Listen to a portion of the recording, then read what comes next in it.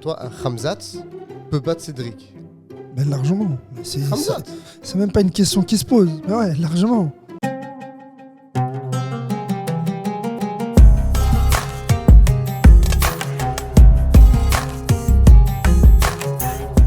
Assalamu alaikum à toutes et à tous. Bienvenue à toutes et à tous sur notre chaîne de podcasting. Anas, assalamu alaikum. Ça fait très longtemps qu'on ne s'est pas vu pour parler sur Mozone. Alaikum salam Koumel, ça fait très longtemps exactement. Ça me fait vraiment plaisir de revenir. Bah écoute, plaisir partagé. Je t'avoue qu'Anas, j'ai eu une très grosse journée aujourd'hui. J'ai passé plein d'entretiens, j'ai rencontré plein de gens.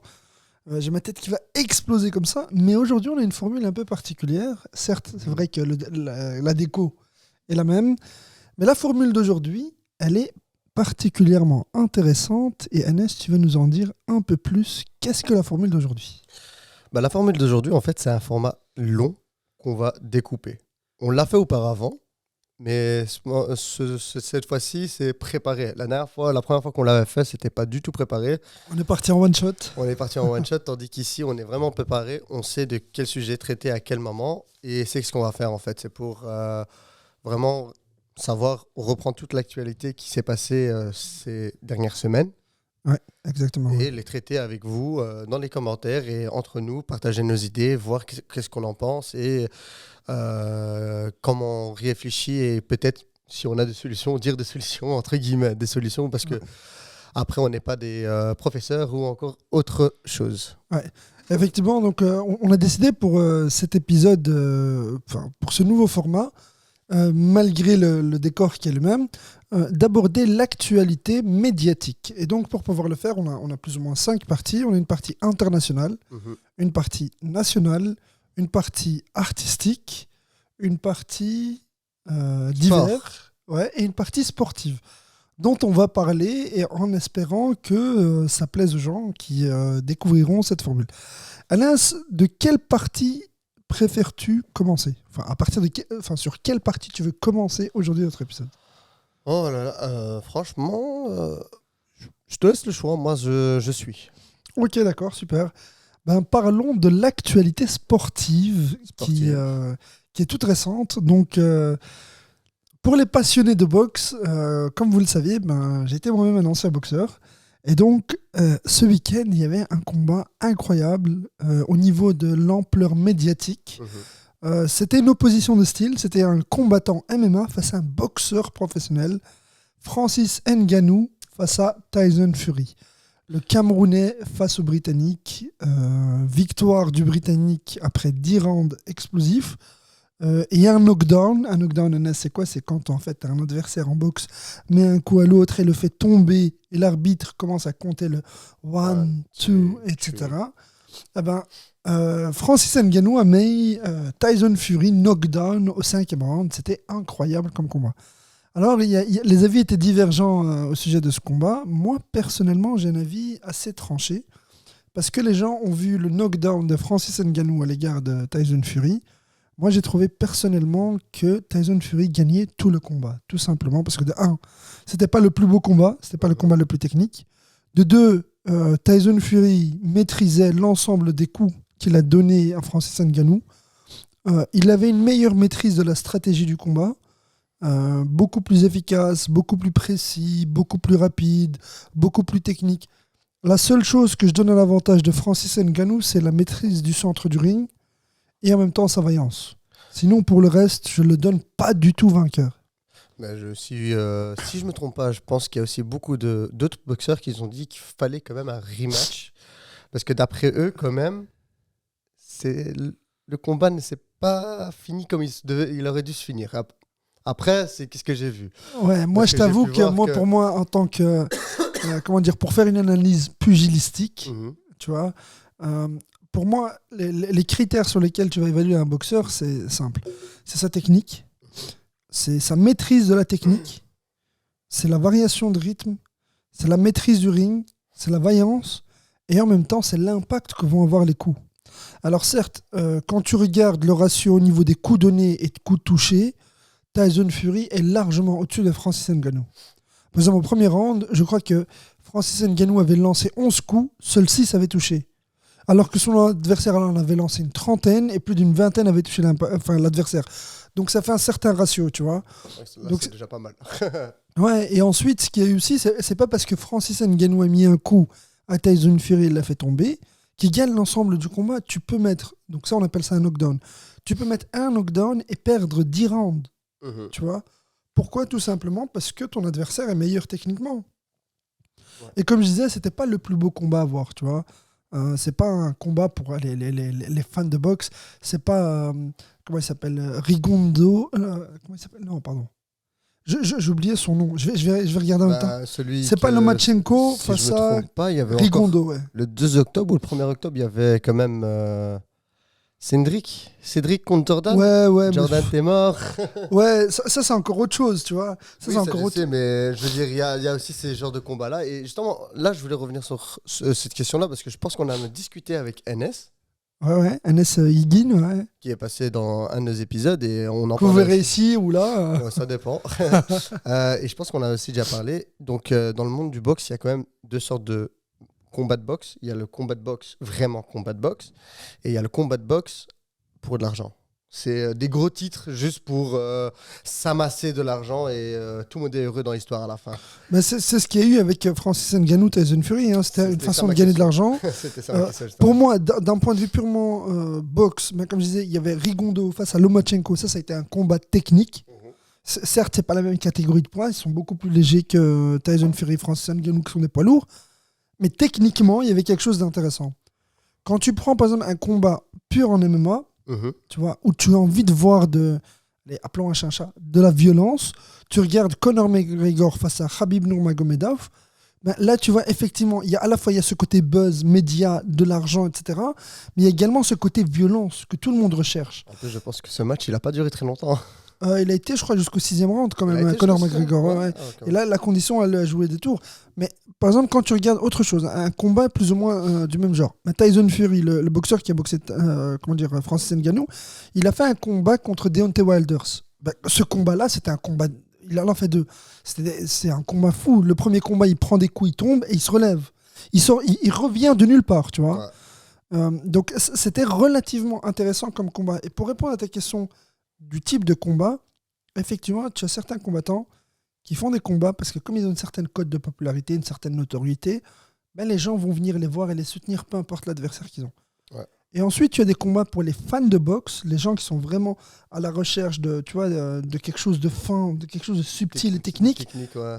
Ils vont pas regarder ils vont regarder ces combats, certes, parce que c'est dans l'air du temps, c'est dans l'ambiance médiatique, mais c'est pas ce qu'ils recherchent. Ouais. Tu prends Cédric Doumbé face à Jordan Zebo, en toute objectivité, c'est pas là où j'ai envie de le voir. Tu vois, il est au PFL parce que comme il l'a très bien dit, moi c'est l'argent que je veux, tu vois, parce qu'il a eu le choix d'aller à l'UFC ou d'aller au PFL. Il est parti là où on lui donnait le plus, je respecte ce choix-là, mais les adversaires qu'on lui propose, c'est pas des gens de son calibre. Pas du tout ça, mais ça on a déjà en parlé, toi-même tu m'avais dit que lui c'est un profil UFC, mais bon, le monde de l'UFC est aussi beaucoup trop grand. Ouais, j'ai envie de dire, c'est un profil qui pourrait être intéressant à l'UFC, mais il finira dans le bas du classement. Ah, carrément? Ouais, pour moi, il finira dans le bas du classement. Attends, donc pour toi, un Khamzat peut battre Cédric? Ben, largement. C'est même pas une question qui se pose. Mais ouais, largement. Ah, ok. Largement, non. Parce que, écoute, Cédric Doumbé, regarde, je t'explique. Cédric Doumbé, il a une force dans les points, qui est incroyable. Moi, j'ai vécu, j'ai senti sa puissance.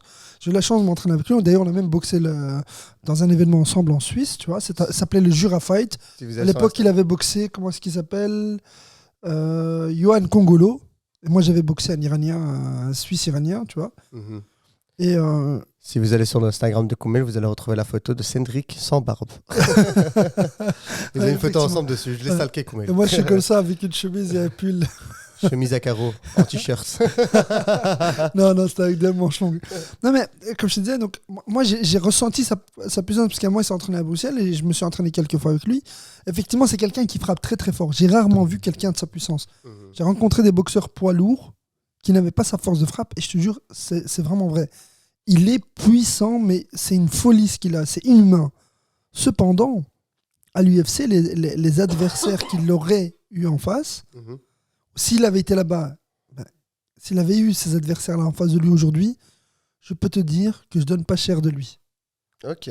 Pourquoi ? Parce que ce qu'il a appris actuellement en MMA, c'est bien pour l'organisation là où il est actuellement. Les gars sont pas très connus, ils ont pas une grosse expérience, tu vois, ils maîtrisent pas vraiment tout ce qu'ils font. C'est bien, t'es au top là c'est bien. Tu seras la star de l'organisation, tu vas permettre à l'organisation d'exploser. À l'UFC par contre, ils maîtrisent tout ce qu'ils font. Des cogneurs, il y en a. Ouais. Des gars hyper techniques, il y en a. Des gars bons, ce qu'on appelle en striking, donc debout avec les coups de poing et les coups de pied, il y en a. Mais il y en a aussi qui sont très forts au sol. Khamzat Chimaev, pour le citer, la lutte, c'est sa discipline, tu vois. C'est ça, ouais. C'est un Tchétchène du Daghestan, donc qu'est-ce que tu vas lui apprendre à lui ? Et tu crois que Cédric Doumbé va venir, il va faire une technique de lutte à Khamzat Chimaev ? Jamais de la vie, tu vois. Non, mais je parlais justement parce que Khamzat, je sais aussi qu'il a fait un combat assez impressionnant, on m'a dit. J'ai pas eu l'opportunité de le regarder. Moi, j'étais plutôt pour son adversaire. Je t'avoue que ce week-end, les combats qu'il y a eu, tous les Tchétchènes, moi, j'étais du côté de leur adversaire, tu vois. Ah, ok. Ouais. Ok.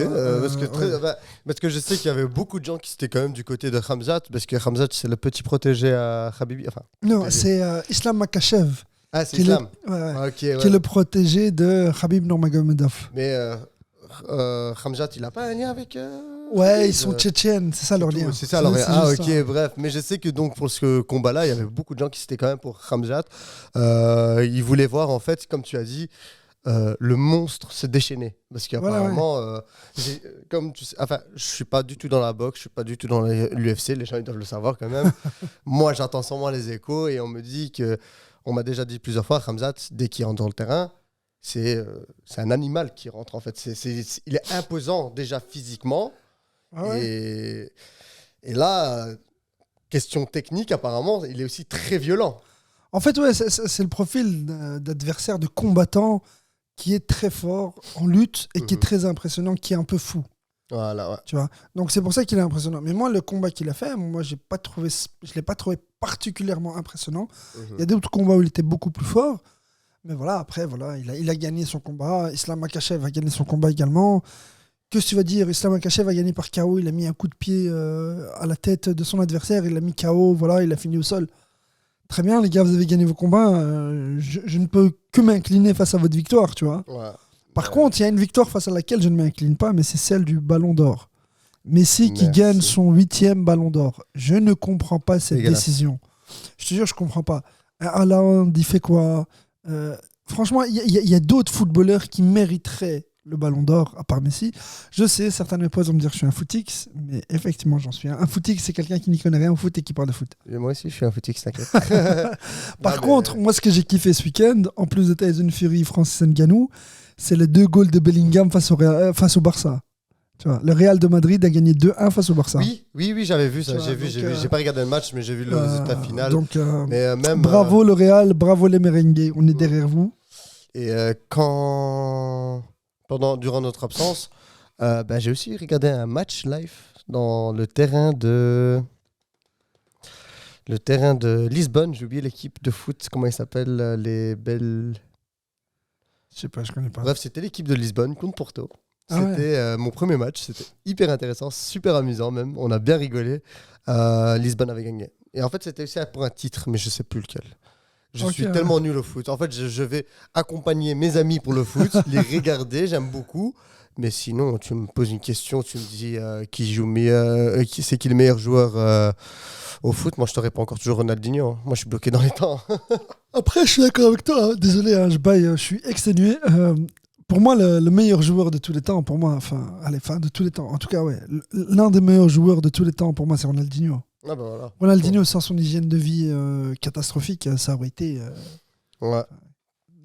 un joueur qui aurait marqué l'histoire encore plus que ce qu'il a marqué, tu vois. Ce qu'il a fait, c'était incroyable. Il avait un jeu au foot, tu vois. Il avait ramené une nouvelle technique en soi, mais je propose de ressauter vite fait sur justement le Ballon d'Or. Qu'est-ce qui te frustre le plus justement par rapport au fait que Lionel Messi a gagné le Ballon d'Or cette année ? En fait, c'est que pour moi, on est pris en compte sa seule victoire en Coupe du Monde, tu vois. Et qu'il y ait d'autres joueurs qui font des saisons phénoménales, tu vois, qui sont extraordinaires en club, qui font des choses remarquables. et qui sont toujours en Occident, tu vois, de ce côté-ci de l'Occident plutôt, tu vois, et qui mériteraient d'être reconnus, mais parce que c'est Messi. Alors certes, il avait 7 ballons d'or avant le 8e hier, mais il a 7 ballons d'or et il est à Miami, tu vois. Et il a gagné la Coupe du Monde avec l'Argentine. Ok, certes. Miami, c'est quand même l'équipe de Beckham. Hein. C'est pas... Ouais, mais d'accord, mais c'est juste parce qu'il s'appelle Messi qu'il a gagné la Coupe du Monde, qu'il a eu le ballon d'or. C'est vrai, je sais. Si ça avait été Cristiano Ronaldo qui gagne le ballon d'or, alors qu'il est à Al Nasser en Arabie Saoudite, je ne donne pas cher du ballon d'or pour quelqu'un d'autre. Tu vois ce que je veux dire? Cristiano Ronaldo n'aurait pas pris le ballon d'or. En théorie, Messi non plus, parce que je me rappelle même mais avant même qu'on arrive à en théorie et factuellement, il a pris le ballon d'or. Oui, ça je sais, désolé. Mais je vais dire justement, moi, avant même qu'on arrive dans ces mois-ci, on parlait du ballon d'or, tout le monde était déjà en train de parler que Haaland va aller la voir. Pourquoi ? Parce que je pense qu'il avait fait le plus de buts cette saison, si je me trompe. Mais Haaland, c'est une machine. C'est une machine, c'est une machine. On l'appelle comme ça. Mais moi, il y a un autre joueur. Il y en a un même sur la pochette de FIFA. Ouais. Maintenant, ça s'appelle un EAFC, je pense. Un truc comme ça, voilà. Donc, c'est lui aussi qui est sur la couverture.